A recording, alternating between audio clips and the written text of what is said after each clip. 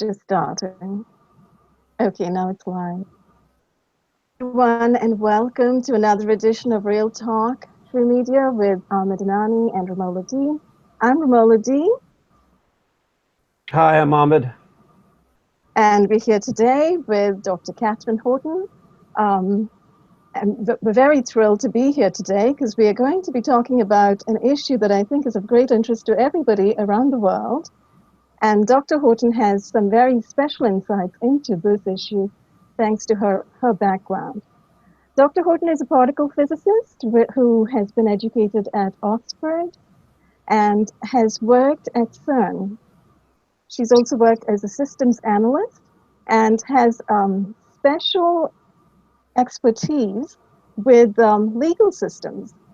And one of the things that and we're going to talk a little bit about her background when we do go into the subject matter here. So she's studied both legal systems and complex human systems. And I'm very privileged to actually have been working with Dr. Horton for a little while now. I've been working with her on the Technocrime Fighters Forum, which you can catch live every Thursday morning, Eastern Standard Time, 11 a.m. On Dr. Paul Marco's channel, World Beyond Belief. And one of the things we talk there about a great deal is about the global surveillance system and about electronic targeting, about the targeting of outstanding individuals worldwide with electromagnetic weapons, sonic weapons, scalar weapons, as well as all manner of COINTELPRO and Stasi stalking, very much in the style of the old German programs and the old KGB and Soviet programs. So today, just beginning to talk about the financial system, Dr. Horton is interested in exploring how this entire global surveillance system and this whole protocol of targeting actually does have a bearing on the financial system as we understand it worldwide. So I'm just going to throw the floor open to her at this point and ask her if she wants to jump in and talk a little bit more about that. Hello. Well, first of all, thank you so much for having me on your show. I'm very, very honored, so thank you. Thank you, Ramola. Thank you, Ahmad. And yes, I think, I think what I would like to say just before people pounce on me, that I big myself up.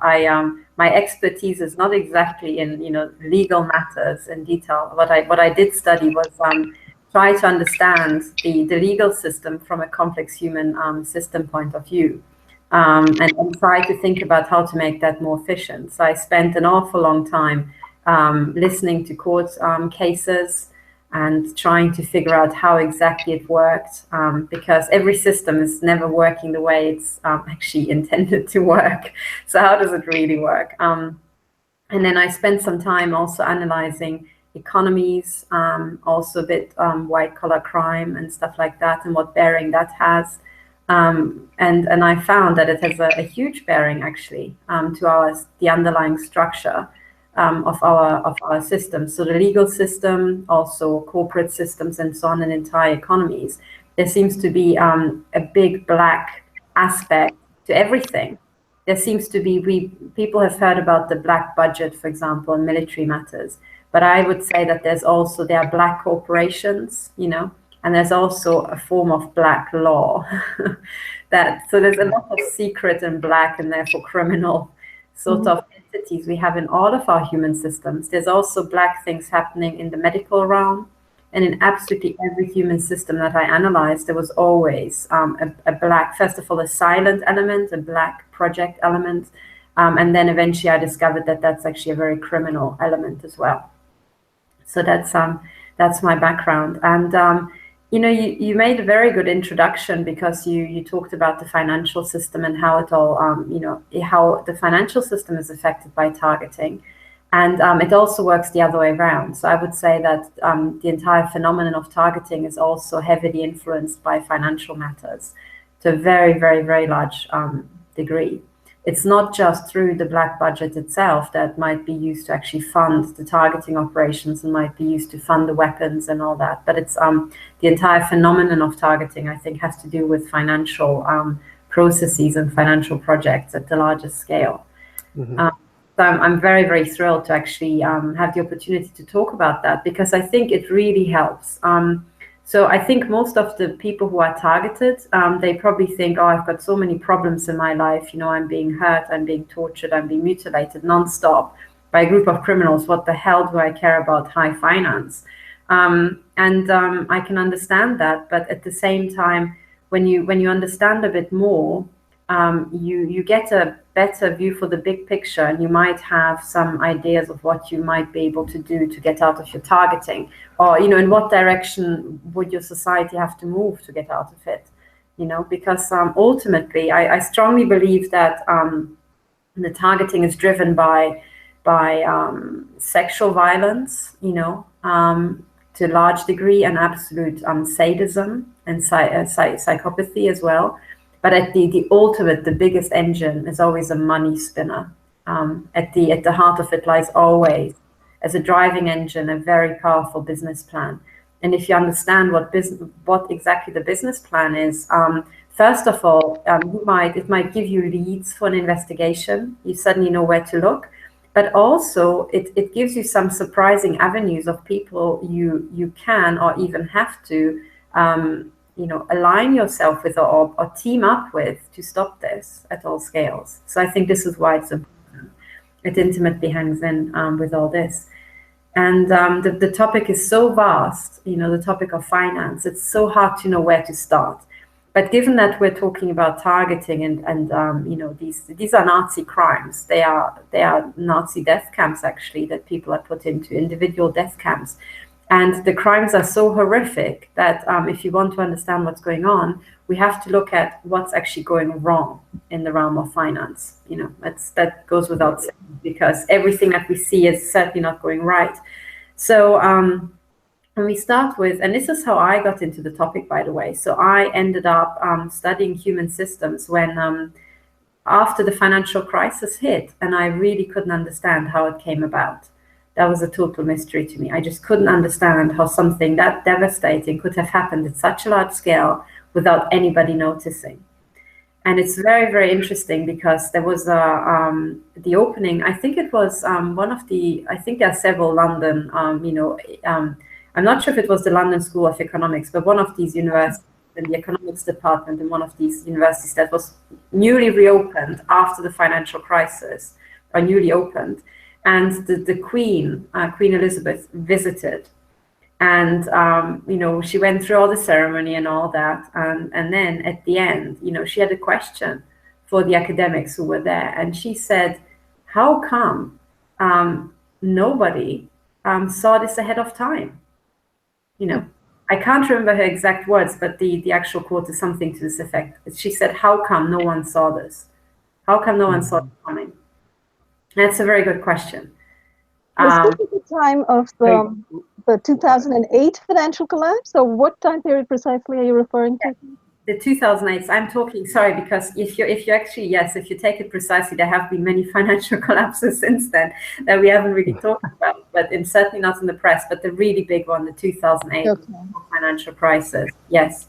I don't want to interrupt the flow, but I just want to, Romola, are you seeing? I wonder if there's a little sabotage going on. I'm seeing like a couple second delay between her speaking and the audio, which could really throw off people watching it. Are you seeing that? Not at my end, because I'm seeing it fairly cleanly. I think when Katherine is speaking, it seems to be fairly clean. Okay, I'm getting a couple second delay when she talks. I just want to make sure it wasn't recorded like that. Yeah, I think if it's a simple shift of audio, after that it's fairly easy to correct by just shifting the audio track. So I see. Yeah, that's true. Okay. But we can do some editing after that and just cut out a little bit if we need to. Definitely. Okay. Go ahead. Sorry to interrupt. No problem at all. So yes, and this was I thought a very, very good question, and everybody was baffled in the room. Typically, because it was a very deep and very provocative question as well. You're surrounded by all these economists, and they claim to understand all this. And if they're so clever, why the hell could they not see that the biggest, it was the Chernobyl of the economies? How come you didn't see it ahead of time? How come there were no early warning systems? And I thought that was a very, very good question. Now, I think the answer is that people not just saw it coming, they arranged it.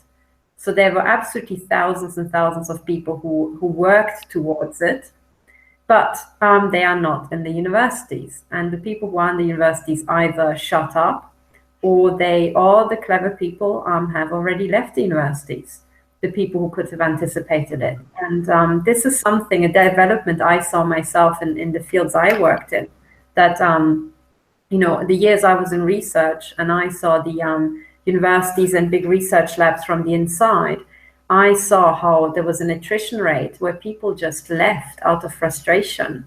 And it was partially to do with the pay. We were paid abysmally, absolutely appallingly. The conditions were absolutely horrific. So, you had to work very, very long hours to really keep up. And there was also a culture whereby you would work really hard. And that's nothing unusual, because people do that in law firms and people do that in banks and companies. However, there you're paid. So imagine working those hours for absolute pittance. So it is, I think, also true that in academia, the systems have been dismantled, and all the people who might have seen it were not in academia, so they didn't have the leisure time to write about it. They didn't have the platform, and therefore it didn't happen. But nevertheless, it was a big, I think a much bigger disaster than people actually understand, because to really see the devastation, you have to add up all the people who lost their home, all the people who lost their livelihood, sometimes forever, ended up on the dole, the families who broke up, the people who committed suicide because they couldn't actually make ends meet, the children that ended up sometimes in caravans or out on the street. And that was global, and no one talks about that. I haven't seen a body count for the financial crisis yet, and I think it's for very good reason, because if we actually saw one, we would be horrified. So that was my way. I was just going to say that what I've learned too is that, well, they pre-plan decades in advance, and they sort of prefigure these outcomes. Now they're using technology on us, and who knows how many out of the entire population, but to also program outcomes. And in terms of the finances, it seems like the whole debt slavery idea was in place from the beginning. They're moving toward they want a cashless society, so then they can chip people, they can control their accounts, they can turn it off whenever. So they're just moving to an even more evolved, and they need these kinds of crises to then come in and say, hey, this is more convenient, this is a better way to go. I mean, they have a lot of things, I think, in mind. I don't know if you've read about the idea of free income, to where they give kind of like welfare, but giving people, it's all about social control and in a way enslavement. So they're just going to come in and say, we'll give you this much money as long as you don't resist and you cooperate, and everybody's going to be in harmony and peace. But in reality, you're enslaved by the system, which is now cashless. So they control absolutely everything, and they can turn it on or off whenever they want. Yes, I think that's exactly right. And then also what you mentioned, the basic income, it sounds very good, but I think it's actually used as a weapon. And it was is when it will be floated, And I think, right. I by no means, I don't have the expertise of people who are experts in finance. So I approach this entire thing from a systems analysis point of view. And everything I say is how a physicist would analyze this. So, in large parts it agrees with financial commentators, and maybe it might disagree. I just give my independent sort of assessment of this. And yes, it actually takes some steps going back to understand why this is so absolutely deadly, the basic income. Because at first it sounds like such a charitable thing, but it will be everything but if it ever comes. Right. And here in Switzerland, there was actually a vote against it. So they were trying to bring it in Switzerland because the incomes here are stupendously high, and the prices are equally high. So to give you an idea, I think at the airport you get a coffee for something like I think it's between 6 or 8 Swiss francs. Now that's so that's roughly, I mean, I have to calculate the exact exchange, but that's something like 6 or 7 euros. And in Germany, when you get a coffee for, 3 euros or 3 euros 50, you just think, when you get it for 4 euros, you think, bastards. But 6 or 7 euros for coffee, just think, what? For that, I can get myself a coffee maker if I go into, some cheap place. So, yes, these are the sort of prices. And that's also, I think, not by mistake that it's like that. But, going back to the financial crisis, what unfolded in the aftermath was just absolutely, I mean, the actual financial crisis itself was something to behold, but then also what happened after that. Because, for example, in the US, one statistic that's truly shocking me is the number of people on food stamps. And the number of people now on food stamps has rocketed up after the financial crisis. And I plotted the number for one of my presentations, and you literally can see it just like suddenly just jump up, and it's this huge hump, and then it kind of tails off. But the people who are now in this hump are that's the population of Spain, pretty much here in Europe. So imagine you have Europe, or a bigger version of Europe, and then the entirety of Spain is on food stamps. And it has to do with the destruction of domestic economies, right? With the destruction of the manufacturing base over here, the outsourcing of so much factory labor, Absolutely. as well as other kinds of labor across the classes, I think. Right. Yeah. Yes, absolutely. They always want to create dependency too. I mean, it's a model of dependency, whether it's money or it's a cashless society or it's jobs and careers. I mean, these are all models of dependency. The more dependent they can make us, the more they can control us. Yes, so it seems. But I absolutely, I think this is the sort of thinking at first, and at second, they are now just looking towards destruction. So I think that's the scary aspect, that now they're not even looking for control anymore because they're controlling us so perfectly. They are now looking for extermination.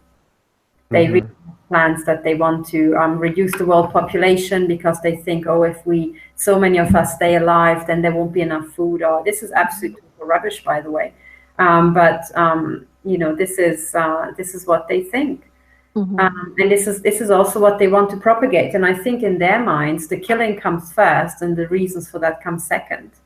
And the killing is very sheathed, isn't it? It's sheathed in the mask of benefit.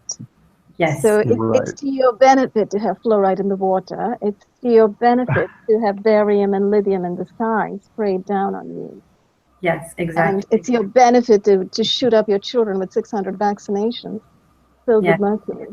Yeah. Exactly. And now I think we're in a phase of just indiscriminate, utter and total destruction. That's the truth.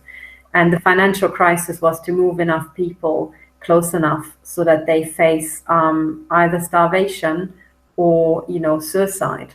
They go by themselves, and that was in the US, very, very bad. Also in Europe in many places, and then in Britain it was even worse because while the MI5 budget was doubled after 2003, what actually happened is that Britain also had austerity now, where they cut the social monies, and disabled people literally killed themselves in despair and in very large numbers. Now that's a genocide, and it's entirely planned. That's the truth. We have now, and I think this is what we're waking up to, through this criminality, we now have an international Nazi class that not just doesn't hold back from killing, they enjoy it and they think they need much more of it, and will kill absolutely anybody with whatever means at their disposal. So there are many people talking about, all these topics, you have plastics leaking into food, also from packaging, causing cancer and all sorts of stuff.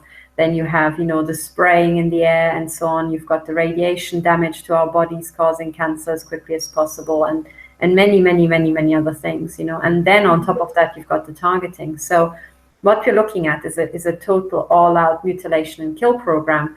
And for them, the only question is how much fun and how much money can they get out of the process. That's it. Right.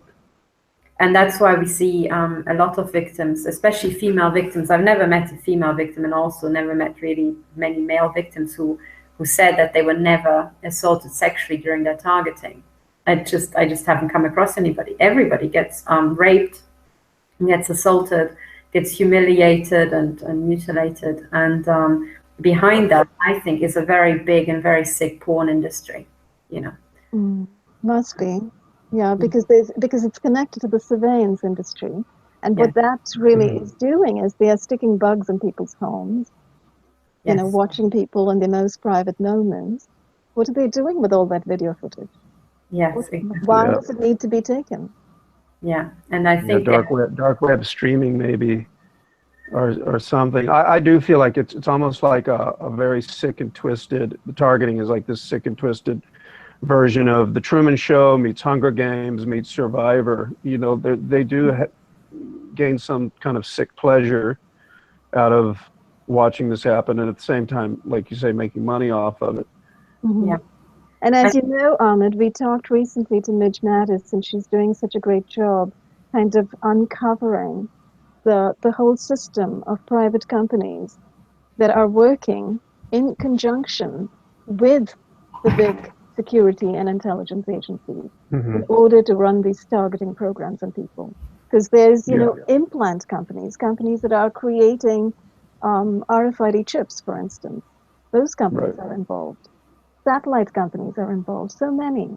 Yeah. So there's always a private component, and that sort of falls into this whole military-industrial complex, the ways in which they're so wedded together. It's that circular profit model where they create disasters and problems, and then they come in. It's that, you know, the Hegelian dialectic where they will create a problem or a thesis, an antithesis, and then a synthesis, and then they come in, they offer up the solution when they have, after they have waged as much, you know, madness and mayhem as they can and have made a lot of money off of it. They come in and try to be the good guy. I even see that in the targeting community. There's just so much like managed targeting narrative. There's all kinds of deception and people in place who are saying they're one thing when in reality they're not. All kinds of ex-intelligence, and you know, it's just, they have a formula and they don't veer away from it because it works. They keep doing it over and over, and it keeps succeeding. You know, like Nuremberg, the whole COINTELPRO and MK Ultra, Nuremberg. It seems like there may be this kind of invisible hand moving toward that, trying to manage it, but of course they're going to manage the information. They don't want people to know the real hardcore truth of the horror that they've created. Yes, I think that's exactly right, and all this is actually peeling back, you know, the layers of horror, and it's really exactly that. It's horrifying, you know. It's and a lot of people, you get to a stage where you just freeze. There's so much sick stuff that you get paralyzed, you know. And at some point, I just thought, now I understand why the heads of Intel have to be psychopaths, because normal people just can't hold this in their heads, you know. They really can't. But on the upside, everything that we said has also a huge upside. Number one is that certainly for the last few decades, this has already been going on in full swing. And there have been other things that have been going on sometimes for centuries and were hidden, and now they're hidden no more. And for every target, there are, you know, thousands of hidden targets, and also for every target, I would say there are also thousands of children who are stored away somewhere, and they are being treated even worse. You know, they have even fewer rights than us, and they are literally just shredded in the most inhumane and incredibly sadistic, psychopathic fashion. And what I'm saying is that what they actually have done with the targeting is that they have mobilized a huge professional class. They are now attacking lawyers, doctors, everybody, you know, and as long as these people can just, you know, wisen up quickly enough and unite forces, this can turn into a massive force to be reckoned with. because we have absolutely every tool that society has to offer, and then working towards a goal with utter desperation, you know, for sheer survival. And I think that's the power we need to really break open the big secrets, and find the children. It really is, as dramatic as that sounds, we're now down to let's find the children, you know. Actually, if we turn it all around, everything that they do leads us to the children, because they're integral to this. You know, the child sacrifice is integral. So, for example, there are so many, we mentioned, you know, corrupt lawyers, corrupt judges, psychiatrists, police officers who are involved in targeting. And what we will also discover is that all of them have financial ties, because no one in of that sort of disposition does anything without being paid. And then also they are all tied together by sometimes extremely sick sexual practices. They have been selected specifically because they have them. And, you know, and I think this is what we'll discover. And there will be many, many tentacles. And therefore, every target, even if he or she doesn't know it, has a direct link to some really dark financial shenanigans, and also has some direct, actual, fantastic leads for investigators to get their teeth into that lead us to the missing children, you know. And that's why I'm thinking, you know, it is actually a gold mine for any last true detectives, and also even private and hobby detectives. This is a fantastic time to be actually alive, because you are helping to solve the biggest crime of not just the century, the millennium, you know. And that's why, exactly why I think that we should also keep an eye on the financial realm and understand what's going on. Because as soon as you have seen the big picture once, I mean, of course, I'll present my big picture, and I invite everybody to disagree with it and critique it and present their own big picture. Because the issue is we're dealing with complex human systems, and everybody is in a sort of valley.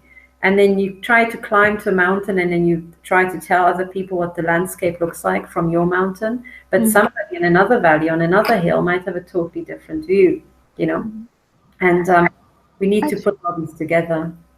I just wanted to make a couple comments. When you talked about the missing children, Katherine, are you talking about this whole landscape of pedophilia that's just being unearthed right now and being explored and, you know, being gone after? I mean, people are actually going after this now very seriously, you know, with Pizzagate and Pedogate, and, you know, a lot of citizen journalists trying to explore what's been happening. And finally, we're beginning to see some action, even in our intel agencies. But, you know, there's a whole story, an underground story as well, of how people in the intelligence agencies have been involved in these deadly crimes of pedosadism and pedophilia, and also, you know, child trafficking, the use of children in satanic ritual abuse, the use of children for satanic sacrifices and things like that. You know, the kind of things that Ronald Berner, the Dutch banker whistleblower, has been talking about recently. And some other, you know, and some other people who've come out of that world, the whole Satanist world, as whistleblowers. You know, I think of Swali, and I think of this other woman, I think she's anonymous, who was posted in one of Ben Fulford's articles recently. There was a little video, I don't know if you saw it. I think it's his latest, this last week. So she talks about the children who are missing actually being killed, you know, that these kids have been homicided. They've been used in these ritual sacrifices, and they've been homicided. So in a sense, when we talk about this subject, is it inevitable that we're going to run up against this whole specter of Satanism? Yes, and more, and some, I think, because I think the missing children, number one, is this huge class of children who are being kidnapped and disappeared in our society. But I think there's also a very, very large contingent, which so systems analysis tells me that they have to be there, but I haven't found them. I don't know where they are, and I suspect they're in the underground bunkers, in underground cities. I think there's a very large group of people who have been farmed, who have been literally bred underground, you know, and had horrific experiments done to them. I think that's what she mentioned, this woman who talks on this video about her experiences, that there are children who are bred for this purpose. Yes, and they are bred for human sacrifice. They are bred for all sorts of eugenics experiments. They are bred for genetic experiments, and they're also bred to create a huge underground army that's not accounted, that no one knows about. I expect all these things. And as I said, I mean, I'm just a systems analyst, so I'm just looking at what a human system would do, and I expect these to be actually very, very significant, very, very big. And when I heard that there are, huge underground cities everywhere around the world, I'm not surprised. That's what I would expect, Mhm. And I think they're all there. And so far, I have not seen, there were some very, very curious cases. For example, there was the case of, this guy called Fritzl in Austria who had, a woman in the cellar, and then other people who had, women in the cellar and so on. They do in the US, I think, a few cases. Exactly. And that's almost like a little experiment, I mean, when you look at the actual DIY skills of these guys, I'm thinking, well, I can't quite believe that the guy just did that on the weekend without his wife noticing.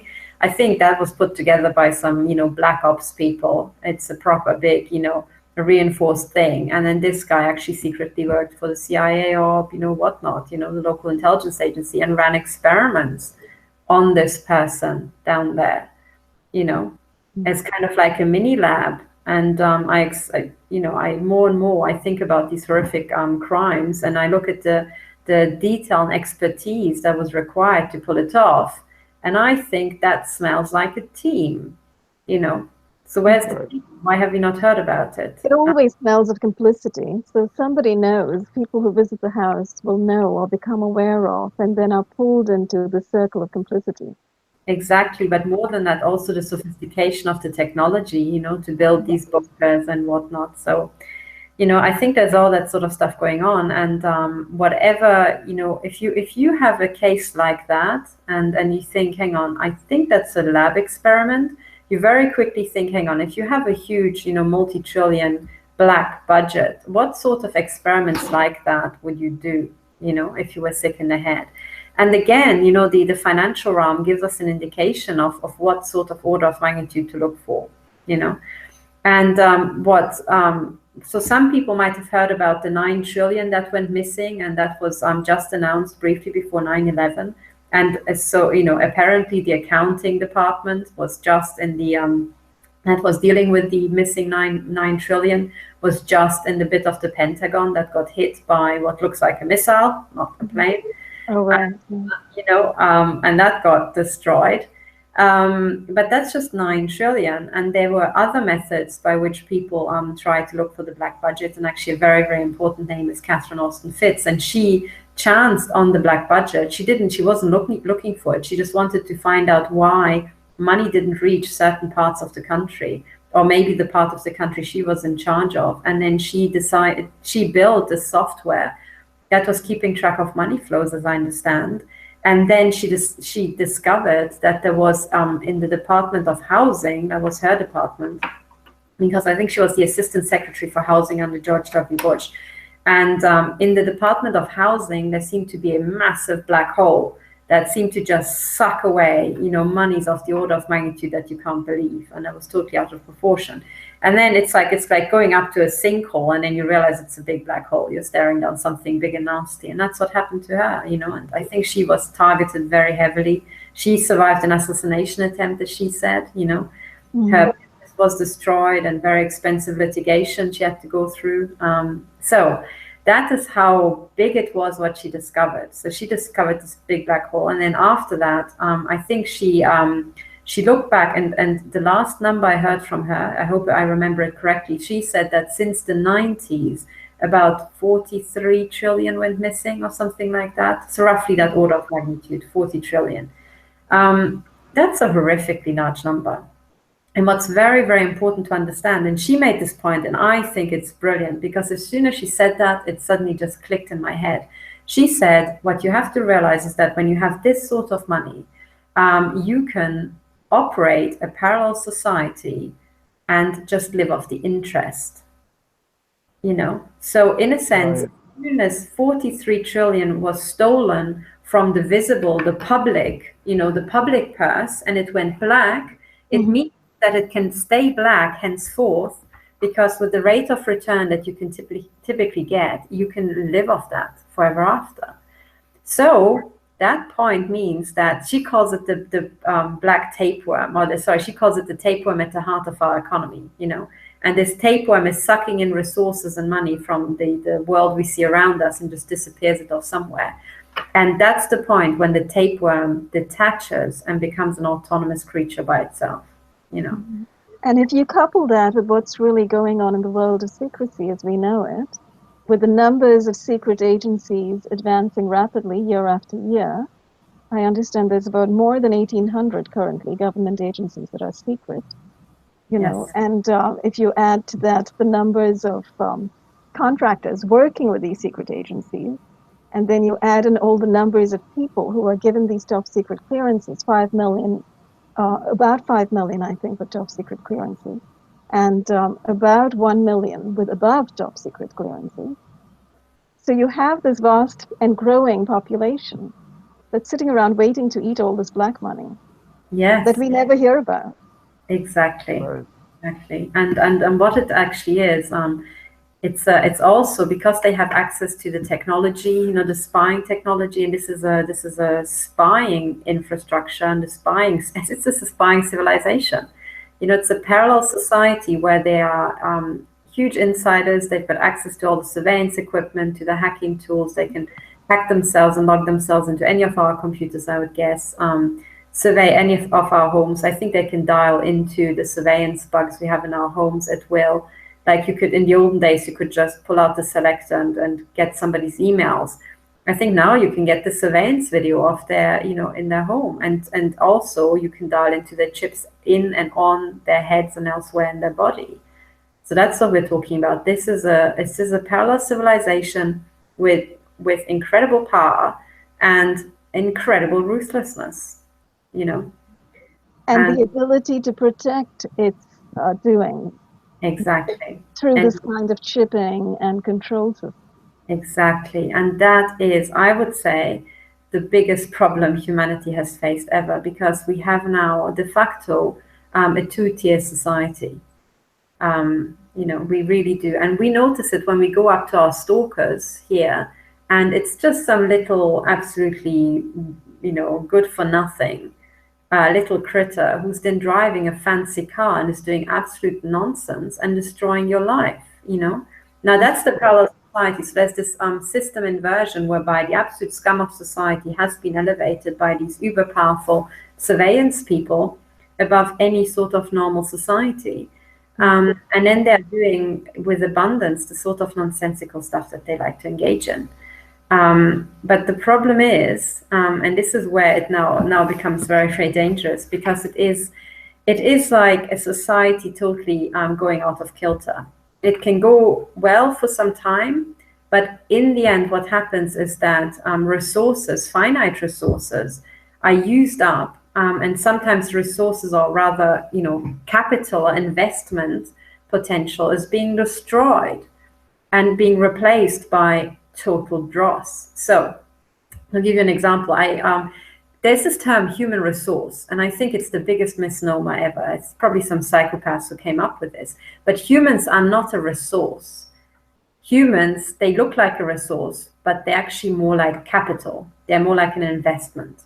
Okay, and it's a huge difference. Actually, it's a huge difference, because when you have a resource, you expect some sort of linear stuff that, a mine is a resource. You expect to just, put in a certain amount of work, and then you get a certain amount of return, and you dig stuff out of the ground, and then you use it up at a fairly linear, predictable way. When you're talking about investment or capital has the potential to grow non-linearly. That's why they love it. You can make money grow non-linearly, certainly in our world with the, financial shenanigans, but because it's much more, it's faster flowing and so on and so on. This is why you can't really have any sort of agricultural production line with 8% rate of return, year in, year out. But with money, you can do that sort of stuff, if you're clever. And humans are actually not a resource. They are like capital. They can have a huge rate of return if you invest correctly in them, you know. And that is, I think, goes to the heart of everything. Because humans have a certain way, it goes to the heart of absolutely everything, actually, because it also ties in with NI, natural intelligence versus AI, artificial intelligence, and so on. And people, I think, reach the conclusion that humans need to be gotten rid of because they are not productive enough. You know, their rate of return is not as good as you could have it with robots or another sort of resource. And because they think about humans as a resource, but as soon as you start thinking about humans as capital, as an investment, you immediately know what's wrong. You know, you don't say, oh, well, my rate of return is not good enough, therefore the money is bad. You just say, no, it's invested in a wrong way. You have to invest it differently. And that's exactly true with humans. And it's true with every single human. So with the lifetime. I think you've hit upon something very, very valuable, very huge, because there is a difference between thinking of a human as like a useless eater or a resource to be managed, and then a difference between seeing that particular person as an opportunity. Yes. And that's going to continue to grow. Exactly, growing, the growth, that goes to the heart of it. Because, and this sort of view that we have now arises out of the fact that the cartel holders grew out of the factory owners and also the bankers, but mostly, you know, also the bankers were focused on the factories and so on, of the Industrial Revolution. And there, when you have a factory production line and you have mines and that sort of stuff, you think about resources, and money is different. And then the workers who came, you wanted, you know, the children and the really low wage people to just churn out and have a certain resource, and you operated them like robots. And that's why, you know, people think, oh, a factory production line and humans are the same sort of entity, you know. They really think of us like a factory production line. You know, we get born, we then do certain things, and then we go to school, and then we go have a job, and then we die, you know. And they have a very sort of, you know, very deterministic, you know, frankly, shallow and stupid, simple approach. But that's wrong.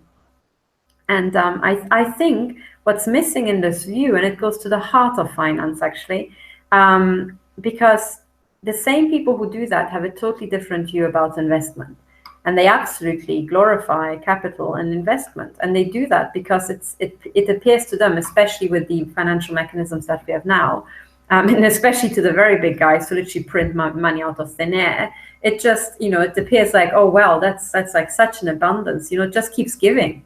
So money just keeps giving. And the key is to realize that humans are the same.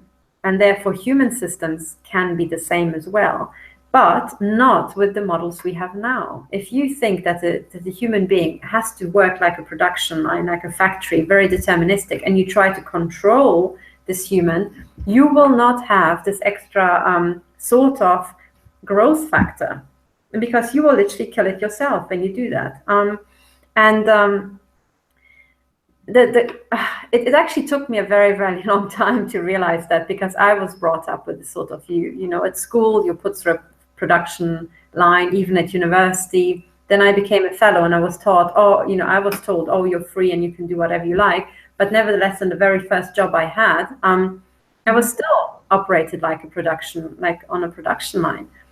And then I left particle physics and I began to research my own stuff. And that's when suddenly the world opened up. And I just felt like, at first I felt like I compared it to going up to a tall building, standing on its edge, turning such that you face, you know, the abyss with your back, and just letting yourself drop, you know. And then you think, oh, I'm going to figure out how to fly whilst I'm falling.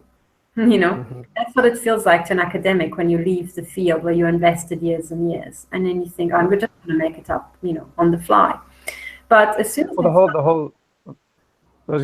whole system, to me, their entire system is about creating work environments where people do not question authority ever. It's built into the master-slave model is built into all the systems and structures that they create. But they're trying to take it to another level to replace humans with robots and AI and whatever else, because then they can guarantee that there will never be human beings who question authority or resist. They want to take that final element out of the equation, I think. Absolutely, they certainly do. They certainly do. I've seen that now, and it's not just so misguided. It just leads to you just create a glass ceiling for yourself, because the extra hyperdrive that you're missing comes out of actually non-stop thinking of new versions of this, and that's why AI can't do that, because AI it's as silly as it sounds, but whatever you do, you in a sense get out what you put in. AI is at the heart of it still mathematics, and with maths you just get out what you put in. That's the thing. It's there's some self-learning elements, yes, but the way it's self-learning, you put it in. What it's focusing on, you put it in. There is not this random element, actually, that is true creativity. And that's one thing. And then the other thing is also that humans have a way to, humans are like little AI, they are NI, but they also interface with other NI machines in a very natural way.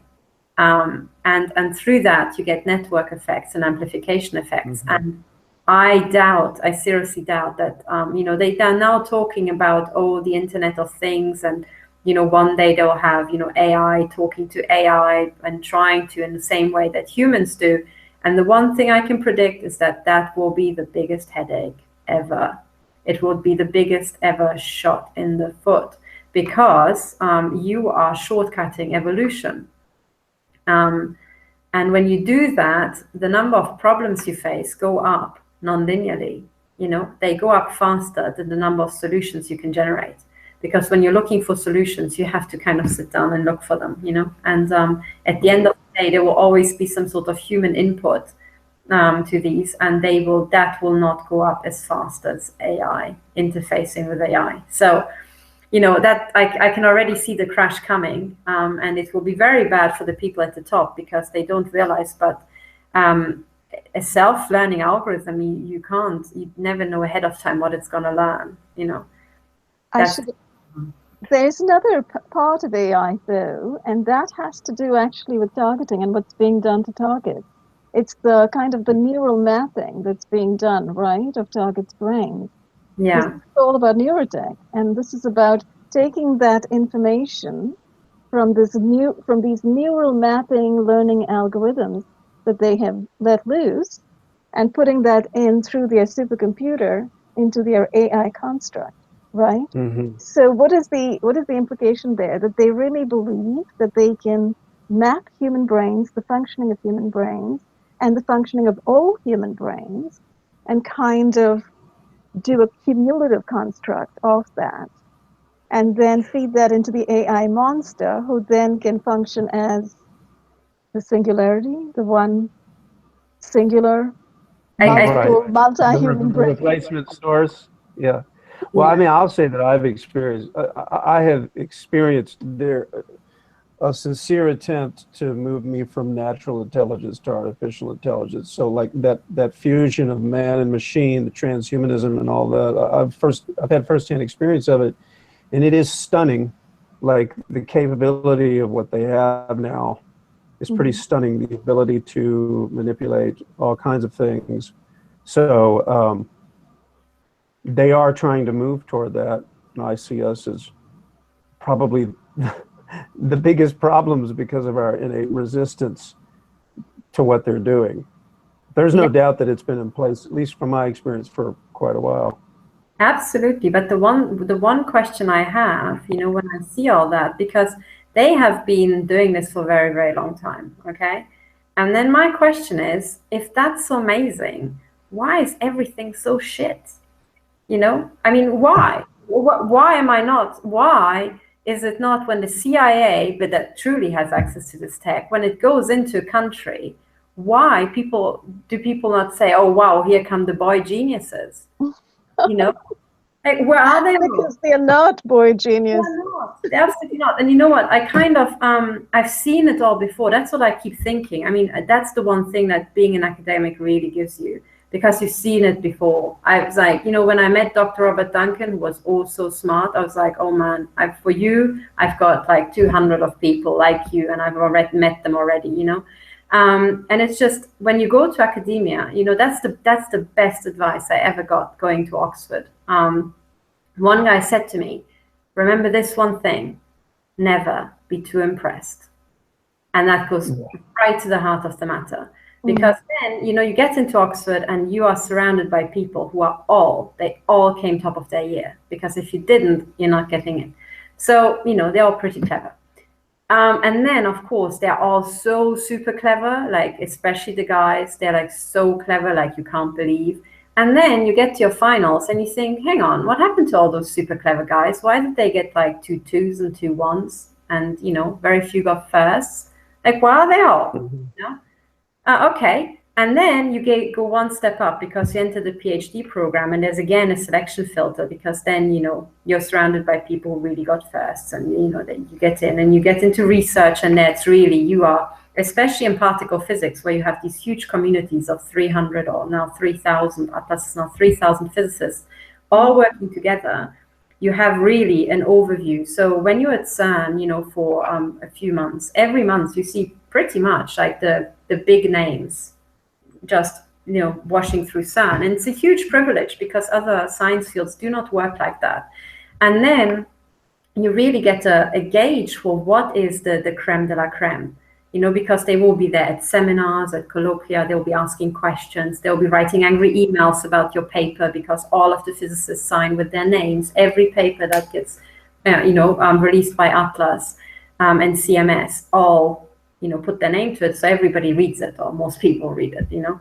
And then when you get suddenly 2,000 angry physicists saying, you know, why didn't you do it my way? That's when the nightmare starts. You really meet the clever ones.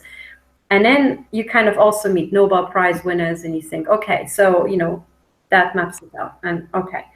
And there are some absolutely amazingly clever people, but you get the feel for how many really clever people there are in such a population like that, that's really pushing itself to the absolute top. Okay.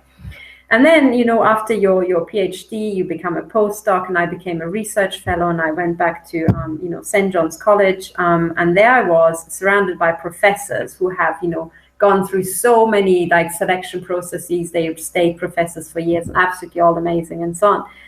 And then, you know, things start happening in college, and then you think, if we're all that freaking clever, why is this so crap? You know, like, why is nonsense still happening? You know, and at some point when somebody really, we had, and that's when I really hit the roof. We had admissions, which at Oxford is a hugely, hugely stressful time, because you have to pick the best of the best and not be biased and so on. And somebody over lunch gave me the spiel about how, yes, and we're Oxford, and, you know, I think they might even have a guest there. So it was a total faux pas, because when guests are there, we all have to portray this image of, yes, oh, well, brilliant, you know.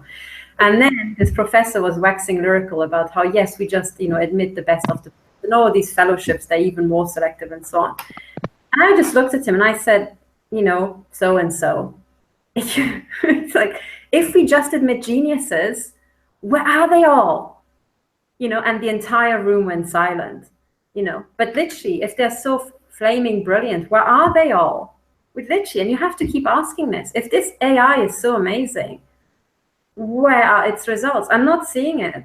I'm seeing, and you know what? These big guys who are also own the AI, they own these big mega corporations.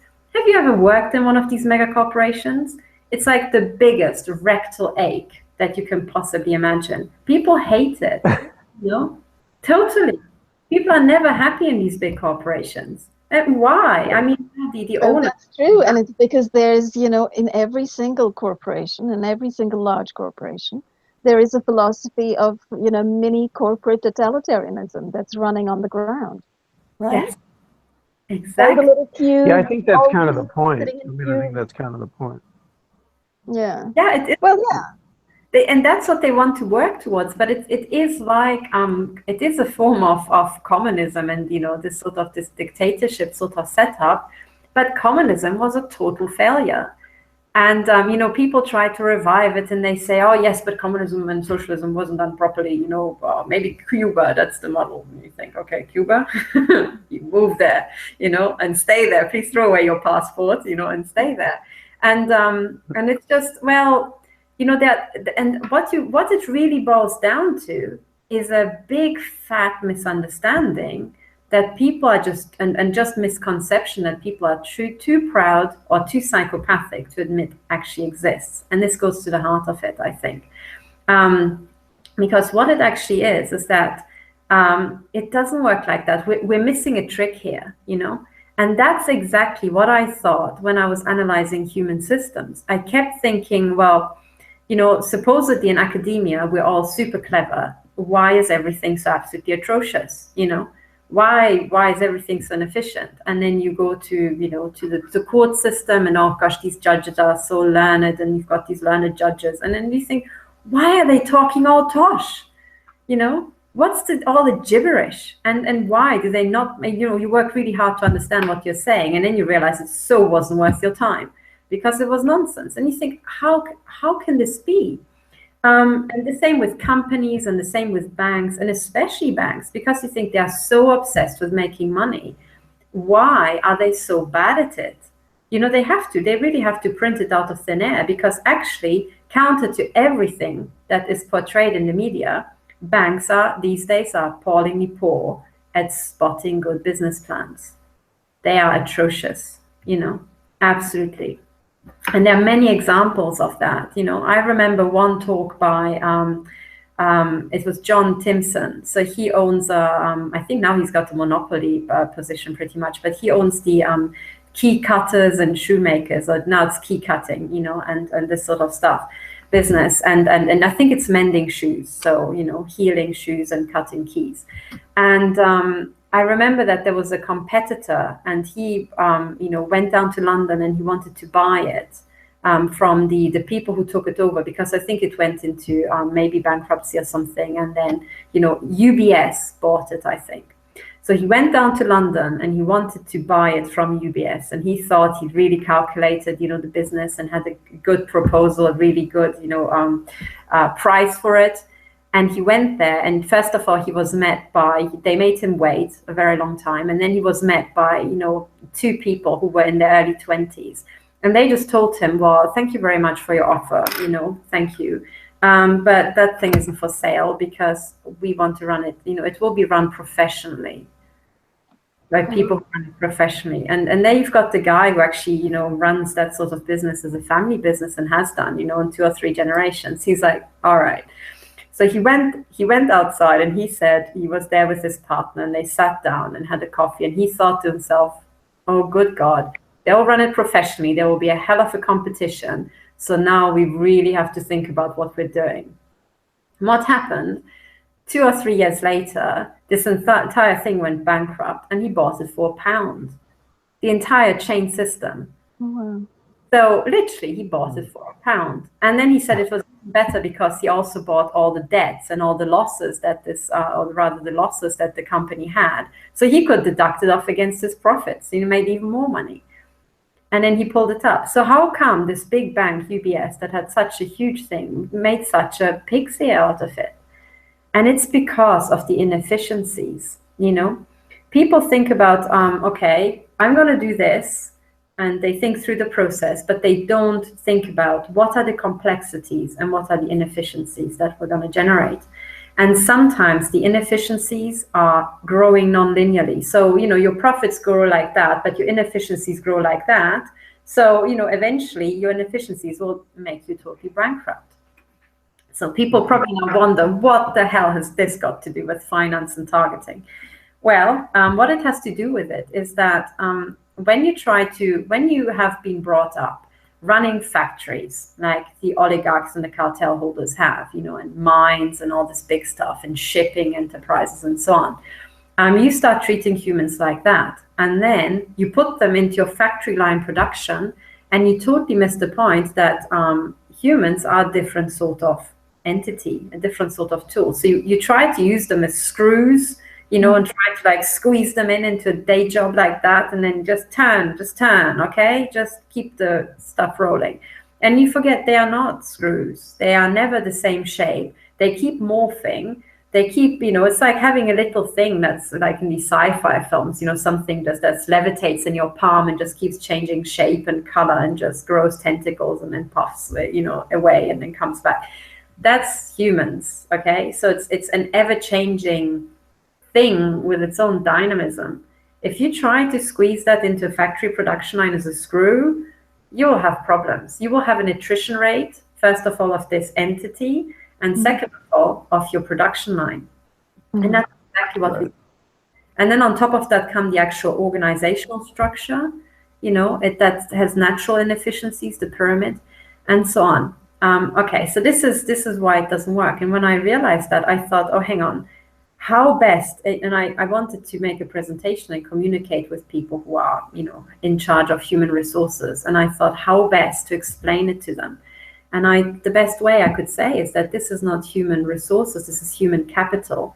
So you have to think about how you invest it, and if the investment isn't good, take the human out and try it differently, keep changing it. But anyway, so that's the overall structure. And what it all comes down to, and I think Ahmad is totally right, that targeting is the total ultimate, taking it to the absolute limit, that you want to control humans totally. You want to put chips into their heads. You want to monitor exactly everything what they're doing. You want to plan ahead for what they're thinking, what they're going to decide. Everything, monitor everything. They're breathing, they decide when they're going to get a heart attack and can be disposed of, and this sort of stuff. So it is like factory production. It's a factory sensory system. That's what it is, because big production lines like at Siemens has these plant control centers, and I bet my guts, because I've heard from Dr. Reinhard Munzert that Siemens is involved in targeting. I bet Siemens was involved in the creation of chips. It was one of the companies. Exactly, and the reason why that has to be that way is because they put these chips, these sensory chips, everywhere into their factory production lines to monitor the quality and all that. So eventually they will start thinking, oh yes, let's put chips into our factory workers to monitor quality. It's just like, oh my God, guys, you just haven't understood something, and that's exactly what you're up against. So that's that's a huge distinction in philosophy between seeing humans as, created humans with infinite potential, whose space needs to be honored in order that they can, live and grow, and to enrich that space and nurture that space. And then the philosophy, which is the top-down eugenicist philosophy, of seeing humans as just little knobs and cogs of the wheel here. Exactly. And the really big thing that's so wrong is that what you have to do with these little things that are these wondrous little creatures is you first of all you can put robots next to your factory production line, but these creatures you have to leave as free as possible, okay? Because they will, and that's what people don't understand. A human being will, if you just leave it, find its absolute optimum by itself. It will actually reach its own peak performance by itself. It will pick the best direction. It wants to go through the right speed. It will literally just be a little engine by itself. And when you let it just team up with others, it will have this amplification effect, and then come network effects and non-linear effects within networks and ideas flowing and so on, and having a life of their own. And that's really where the true wealth lies. And that's exactly the wealth that is systematically murdered and killed off. Yes, and I actually wanted to bring up that point that you made earlier, Katherine, about how, there were this large corporation that wanted to run it professionally. That, in a sense, is what we're seeing in spades currently.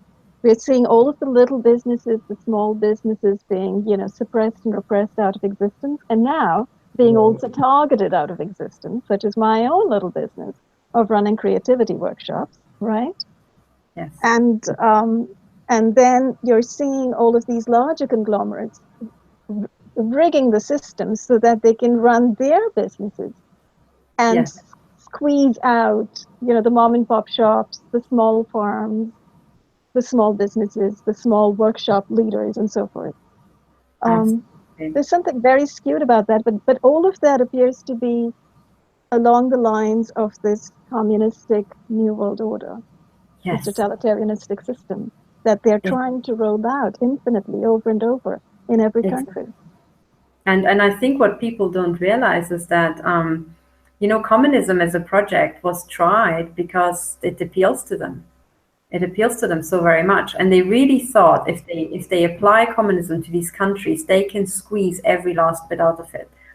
So, it was already published, I think, was it Anthony Sutton, who wrote the book about how the Second World War was financed by the Anglo-Saxon banks, which already at the time were headquartered in Switzerland. So and Sean Frost, the historian, speaks about how the Swiss had a massive hand in the Second World War.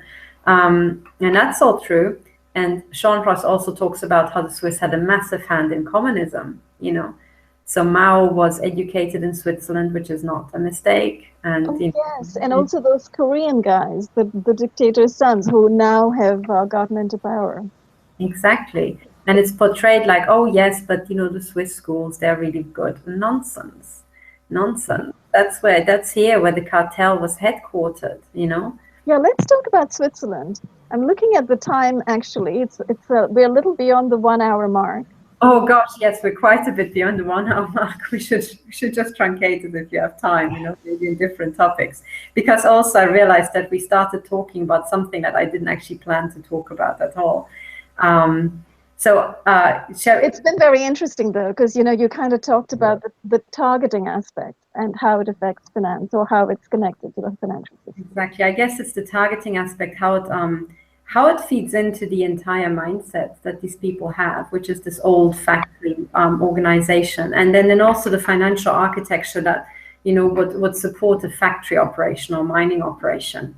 Mm-hmm. And that's what they apply to our schools and so on. And now they think, if we interface our factory workers with the robots, we could really gain some advantage. And it's just like, no, you really won't, And at the same time, just like in communism, because communism was also this very deterministic, machine-like sort of operating of people. What they actually discovered is that communism was, I think, one of the most inefficient big, large-scale economic experiments ever.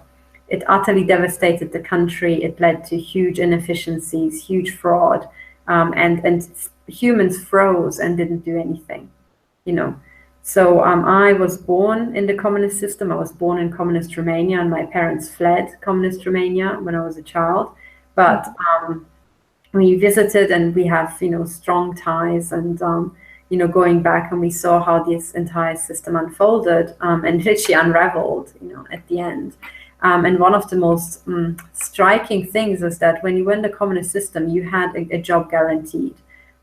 They found a place for you somewhere in the system, and that's why you stayed put, but you had, your job guaranteed and so on.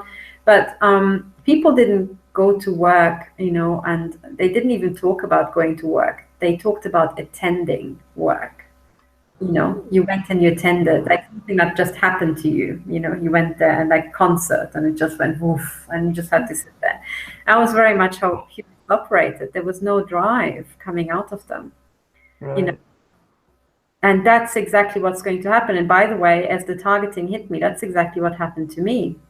And the targeting has in no way made me any more creative or efficient or productive. And actually, the amount of money I could have made for the people, whoever the people are who are making money off me, is absolutely nothing, in comparison to what I could have done had they just left me the hell alone by now, And I think that's Oh, sorry.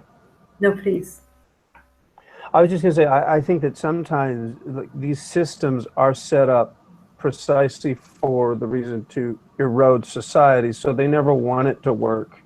They want to ravage a country and break it down from the ground up.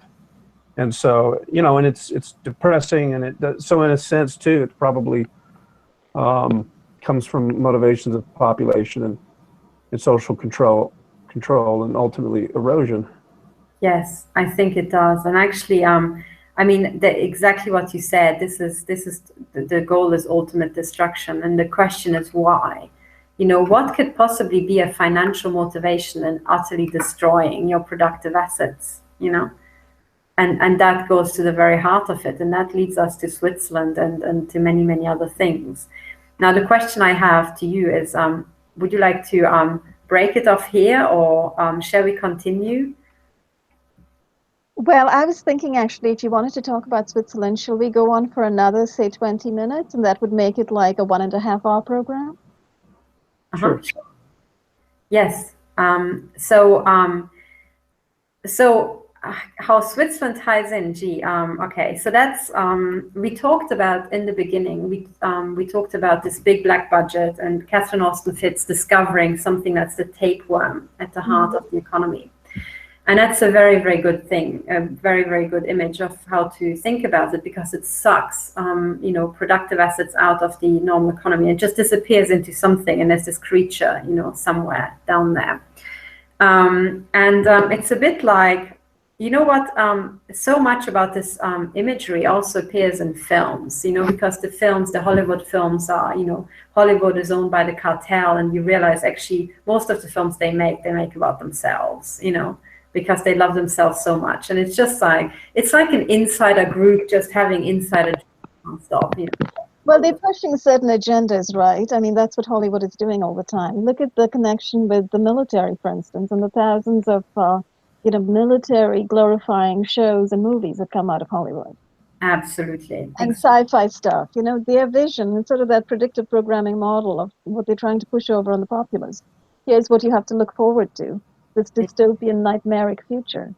Exactly. And if we think back about to the talking about sci-fi, to the Star Wars films, that I forgot always what the name of that creature is, but it's in this kind of like sand creature. It's just a big open mouth, and it just lives for absolutely centuries or millennia. Oh, right.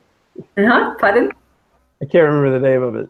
I know exactly. That's what I mean. There's just a scene that people are being dropped into it, and it just swallows them, and it's just at the heart of this planet, and it's just this big open mouth that just swallows everything and digests it over several centuries. Well, that is, I think, the very best image we can have for this tapeworm at the heart of our economies, because when you go up to the opening, it's this big threatening mouth, and if you ever fall into it, it's just going to crush you, and then it's going to digest all the productive assets, sometimes over centuries, and now the question is, what exactly is the tapeworm at the heart of the economies?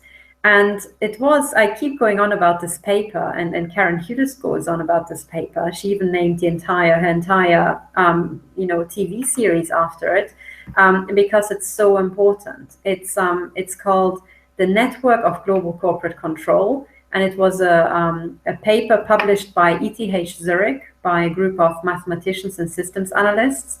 And ETH Zurich is special because it's one of those few departments that has a systems analysis faculty, actually. And these people published a paper where they analyzed the company registries from, I think, 43,000 global companies. And they discovered something huge. They discovered that despite all the antitrust, anti-monopoly laws that exist in all the countries, there is this huge structure, a one single monolithic organism, structure, cartel, syndicate thing that they managed to map for the very first time. And that seems to own 40% of all these companies, global companies. And it's huge. And I think in terms of profits, it's like 60% of all the profits, And it's one entity that hangs together. So it's like almost half of all the big global corporations. And then you have to say that there's actually a dark, again, a dark bit. So I think this entity is much, much bigger, even in terms of the registries, but some parts can't be traced quite as simply. And when you say entity, do you mean a network? Yes, I mean even more than that. It looks like one big corporation. Okay. It operates like one big corporation because it's connected through the flow of control. And I think, I have to reread the paper, but I think that's the clue, because most antitrust laws go after share ownership, for example. So you can't, you can't just buy up the world like that. But what they didn't look at is interlocking board memberships. And the boards decide what's being done. So when you interlock directorships and you place your same directors on different boards and you have this network of controlled directors, you can control much, much more than you control by just your financial weight. You know, you control the decisions. And again, I say there's this dark number because that's just what they managed to map. And the way they managed to map it is using modern database analysis tools, where you can map out very, very complex data very quickly and show the network structure, so how they all interlinked. And what they mapped out is that this huge monolithic structure does seem to hang together. And at the very top, there are very, very few companies, you know. There's just like, it kind of tapers to, you know, maybe 120, and then I think 5 at the top that control everything. And of course, the top ring is banks, you know, and I think insurance companies. And these banks really, truly do control this. But then their ownership kind of goes dark. And I think that's, you know, they call that thing the super entity. And that's as far as you can see. It's kind of like the mouth of that big creature in the sand. And you can just see the teeth and the rim of its lips. And that's it. That's the banks. And where the stuff goes then is totally dark. It's inside its stomach. So if you really want to... And then they buy up the smaller companies too. They're always in the business of buying up smaller companies, especially when they get competitive, because they need control. Exactly, even more control. So, you know, that is a big, big thing, this paper. I personally think, as a systems analyst, this is the, you know, I would say that, but I think this is the most important paper of the beginning of the 21st century, because this entity goes at the heart of absolutely everything. The heart of finance, the heart of financial fraud, the heart of the black budget, the heart of organized crime, the heart of targeting a lot of disease, genocide, destruction, and wars. It doesn't get bigger than that, I would say. And this thing is, you know, what this is, and people throughout the centuries have been saying that there's a conspiracy, you know, there's some syndicate, there are these guys working together. And for the very first time, it's proven. And we know who they are, most of them, you know. And now you think, okay, that is the public corporations, the people we know about. There are other entities in our government or in our world that have not been mapped like that. Number one is governments. Number two is actually the true ownership of intelligence agencies. And then a really big thing that's missing is organized crime. And I always say organized crime is just like any other business. It has a supply chain, it has employees, it has, you know, boards and decision makers, but it doesn't pay tax. That's the one difference. It doesn't pay tax. And there's no antitrust laws. There's no regulation. So it is like any other business with the weight lifted off. So if you have two equivalent businesses, one is a crime business, the other one is a normal business, the crime business will always make, you know, the difference in tax, more return every year, and then reinvest that and then make more return and more return. So very quickly you realize that when you start off with two equivalent businesses, the crime business is going to grow much faster. And whoever's in crime is going to go get that much richer, therefore more powerful. And therefore, you know, before long, any organized crime is going to outgrow in terms of its power and financial weight any normal business we know. So if you think that governments are big, just think organized crime. So when you think, who owns? Isn't it the same thing? Good question. Isn't it the same thing? Oh, are they synonymous? Yes. So the question is, yeah, who owns this big, big corporation? And the answer is obvious. It must be owned by organized crime, right? Because, you know, they will be buying the shares. They will be infiltrating the directors. So there we go. That's the answer. And that's why it goes black, because these people, you know, rely on privacy and all that. So, and then the question is, okay, who is the biggest organized crime business in the world? And the answer is, again, obvious. It will be the oldest organized crime business. There you go. The oldest one. Because when you start early, you acquire assets and then you grow faster. So that's... You're talking about the Vatican at this point. Yes, you must do. You must do. You can't go around the Vatican. And there are also parallel things. For example, the Chinese, you know, they were separate for some time. So they had their own organized crime business grow up. So Asia and Latin America as well, but then Latin America was conquered, so so there you go. Then you have to think who had the biggest assets. If you think about who's the biggest now, you can go back in time and say whoever's biggest now is whoever was biggest 200 years ago or 300 years ago. And then you think, okay, who was, really the biggest 2,000 years ago? Well, it was Rome. Where was it, kind of organized from? Well, or the Roman Empire was controlled from Rome. So, whoever we're looking for as the biggest organized crime empire will be pretty close to Rome, Mm-hmm. But as will be you said, there are several of these exploitative kind of systems scattered around the world. I mean, let's not forget the British Empire, right? Which made a profession out of stealing goods from countries around the world, including India and China. Right. Exactly, totally right.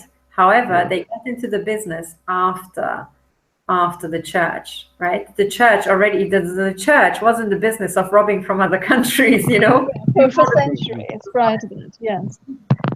But isn't it all connected? I mean, Zionism, Nazism, Jesuits, the Luciferian, isn't it all? It all to me seems to have a satanic and a Luciferian underpinning that goes back to Babylonian times. I mean, I still need to research more of that, but all of it comes from a satanic thrust, I think, regardless of the name we put on it.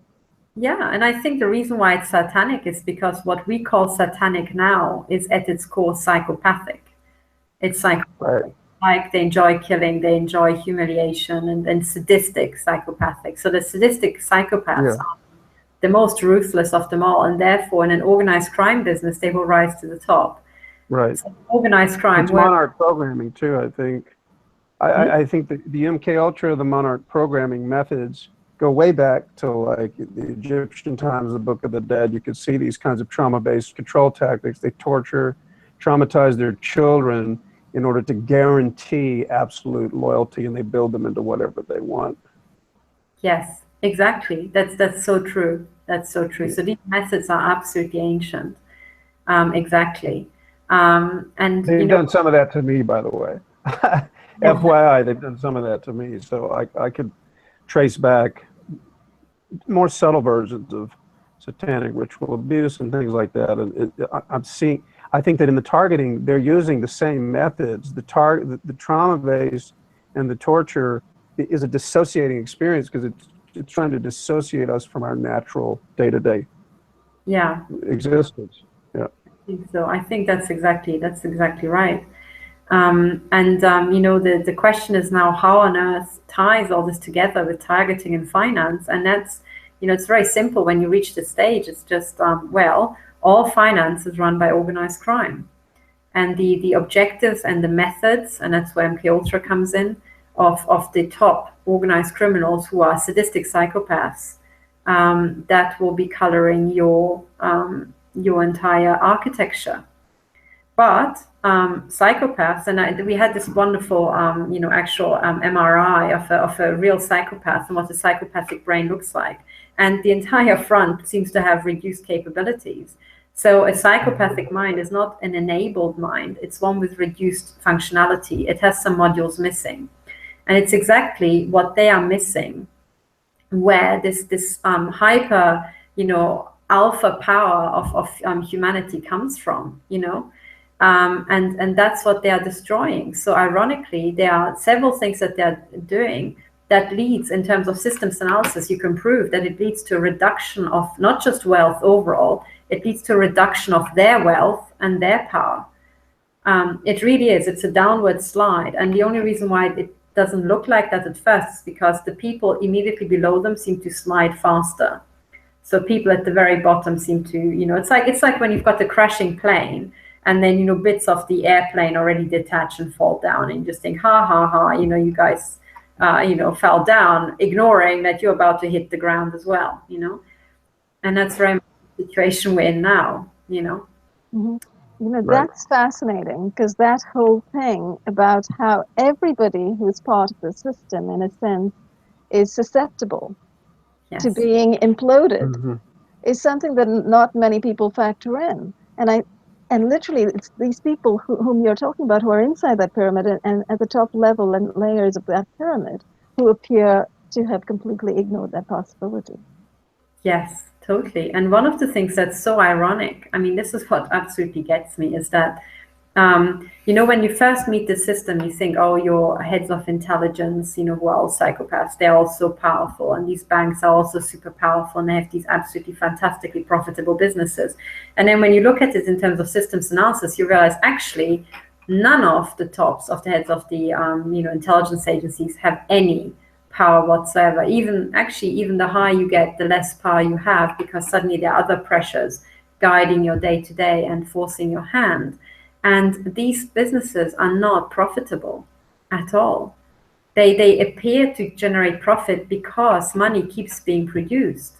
And the lack of profitability is first of all covered up and outdone by the money printing. And this money printing went well for some time, but it's like this, you kind of saturate the system and then you start swimming in it, and when you start swimming in it, that's when its value will just suddenly plummet, and that's the truth. Now, gosh, we have talked about it in really, really big theoretical terms actually today, and we didn't come to actually talk about Switzerland and the real financial mechanisms. But to just summarize it all, what it will come down to is the following. Our entire economy, and yes, more than that, I mean, sometimes large parts of our life are entirely based on organized crime, which is fraud and murder, and lies and deception.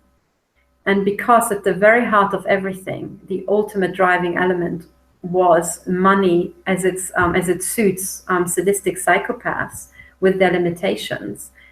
That is why, our entire economy is based on fraud and deception and murder.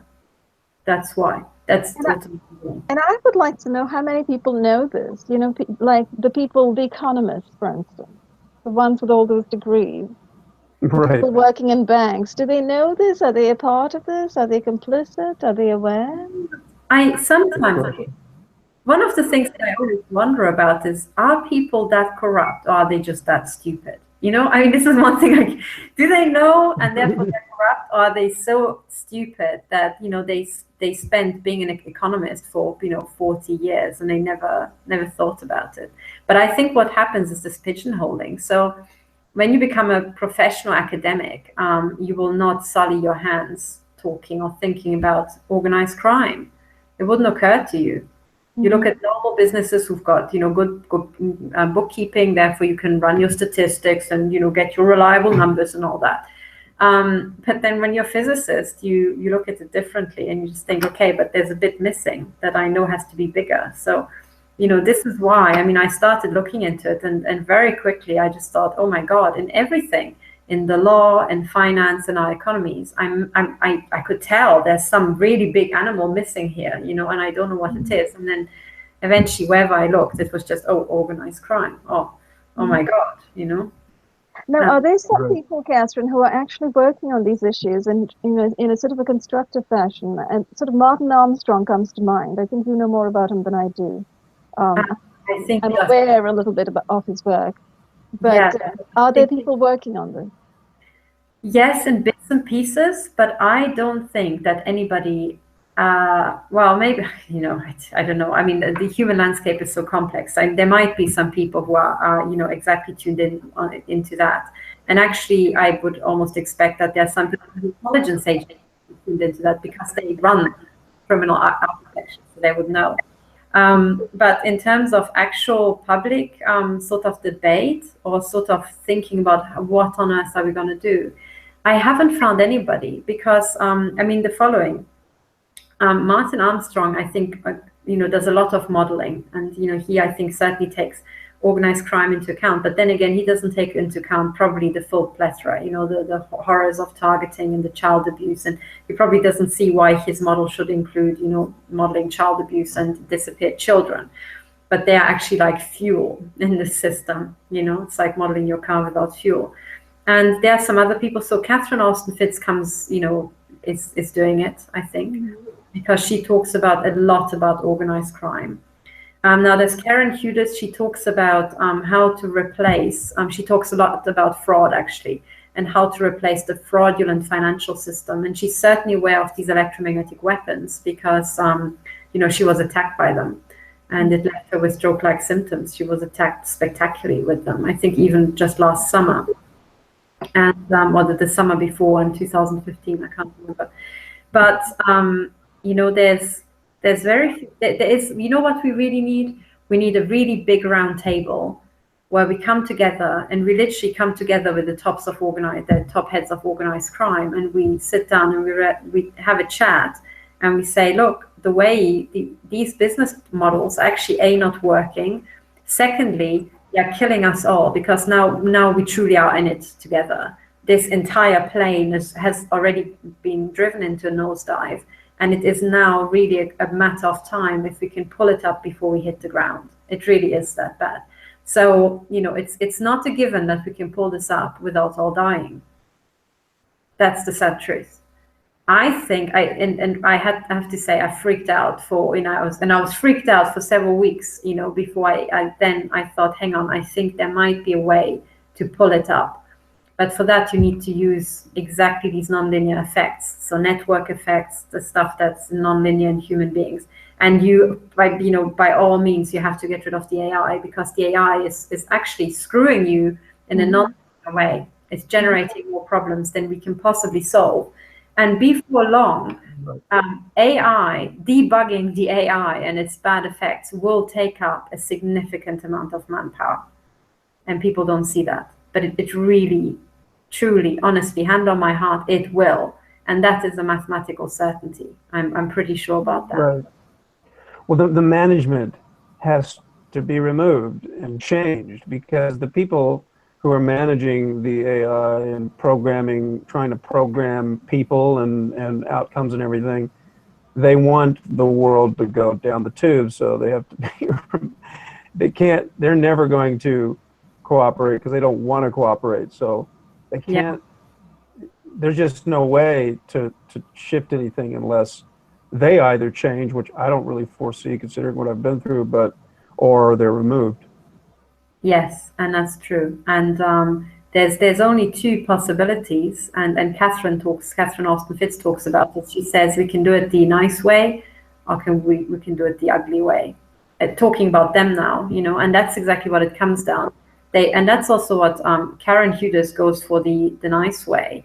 She says, the cartel holders, or she talks about the elites, I call them cartel holders, they have to realize that the game is up. And they have to give up power and a lot of their prior, ways of doing things for us all to survive. But what she doesn't take into account, that these people are mentally ill. I mean, we talked about, mental illness being maybe a social construct, but no, these people are truly mentally ill. They're mentally deficient. They have modules missing in their head that you can see on an MRI. There are bits not installed in their software. They don't even have the hardware for it. So they don't get it. Yeah, it's true that those guys at the top, most definitely. But you've talked recently about another group of people, possibly not the very top, but sort of close to the top, possibly part of the aristocracy. Oh, yes. So whom we can still appeal to. Yes. Okay. Well, if we want to talk about that, yes. And now I'll try to be. I know I realize we have run horrifically over time. Maybe we can truncate it into 3-1-0. We can. We don't have to rush this. What we can do is come back, and the next time we can talk about solutions. And perhaps in the second time around, you can also go into greater detail about how Switzerland is sort of at the heart of this. And the connections between Switzerland and Rome, I think, that you started to lay out in last week's Technogram Forum. Yes, absolutely. That was very interesting. Yes, forgive me, maybe that was probably the focus of of this interview, but we just sidetracked. But actually, it's not that bad, because maybe the sort of view is new to people, and if you approach what I'm going to say about that, things don't come as a surprise anymore. You know. Yeah, I think with this conversation, you've kind of built a foundation for all of us to understand the situation as it currently is right now. You know, the fact that the entire financial system, the world financial system, is actually based on organized crime. Yes. That there's a lot of secrecy, involved, and a lot of, the deep hole of the black budget and the deep hole of the money taken from governments that has disappeared, but that organized crime has been running operations, covert operations on humanity with.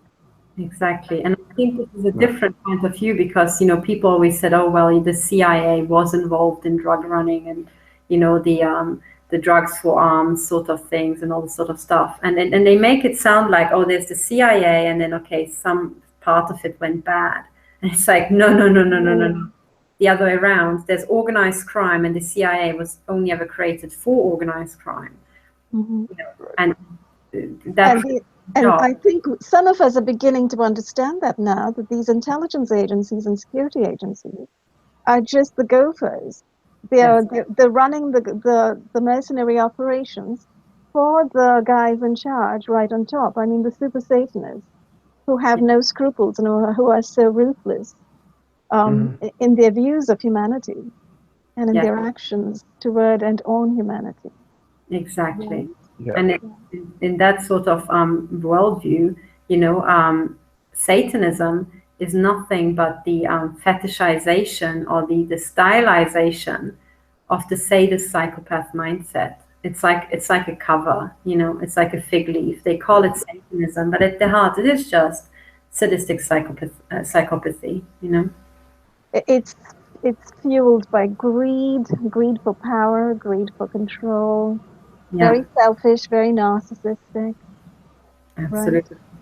Right? Yeah, it's based around the ego and whatever you can gain at all costs. And at the higher levels, it doesn't matter whether you harm somebody in the process or not. As a matter of fact, that's part of the enjoyment for the particularly twisted.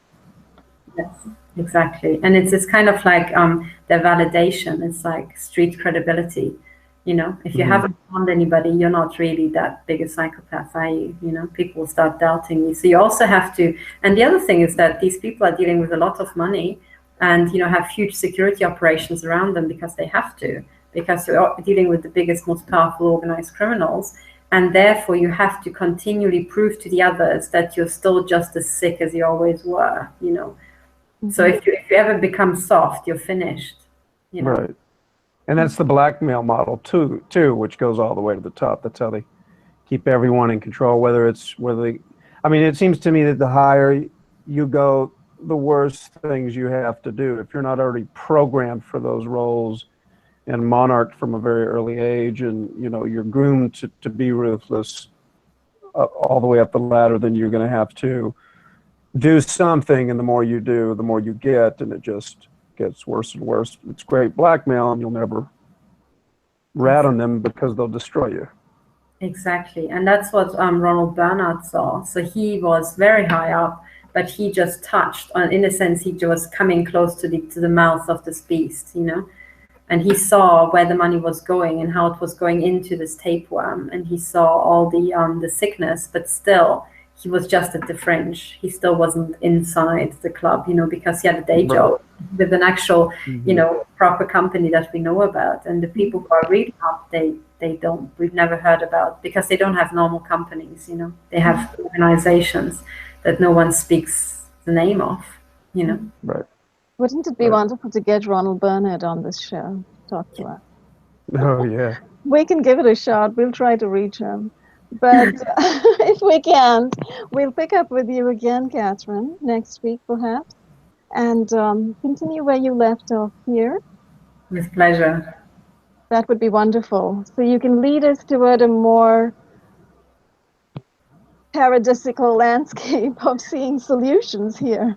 Right. As opposed to, leaving it so bleak. We understand the situation has been pretty bleak for decades, years, centuries. We're living in a very bad situation right now worldwide. And perhaps it's time for people to come together, as you say, for people to sit in a round table and have a conversation and start affecting a real change. Yes. And talking about it and disseminating the information, at least, I think would be very useful. Absolutely. Anything, not to leave on such a bleak note, but if anything comes out of it, it's that so many people have been drawn into the bleakness that we have now an army fighting bleakness. And that's what it will take to defeat the tapeworm at the heart of our economies. that's what it really will take. It will take armies. Yeah. Yeah. So on that note, I guess we'll close this edition of Real Talk. Thank you Thank so much, everyone, for listening. Yeah, thanks a lot, Catherine. Thank you for your time. Yes, thank you very much, Dr. Horton, for being with us and, sharing with us the vast realms of your knowledge here. And we look forward to talking with you again very soon. Thank you.